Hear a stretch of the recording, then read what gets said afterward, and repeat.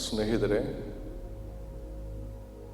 ചിലർ ചോദിക്കുന്നു, യേശുക്രിസ്തു പഠിപ്പിച്ചത് മെഡിറ്റേഷനാണോ അതോ പ്രാർത്ഥനയോ?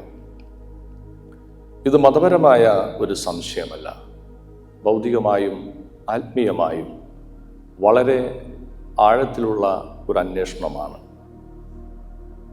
മെഡിറ്റേഷൻ എന്ന വാക്ക് യേശു നേരിട്ട് ഉപയോഗിച്ചിട്ടില്ല. എന്നാൽ യേശു പഠിപ്പിച്ച പ്രാർത്ഥനയുടെ ഘടനയും രീതിയും പരിശോധിക്കുമ്പോൾ അത് ഇന്ന് നിലനിൽക്കുന്ന മെഡിറ്റേഷൻ ശാസ്ത്രവുമായി അതീവ സാമ്യമുള്ളതാണെന്ന് കാണാം.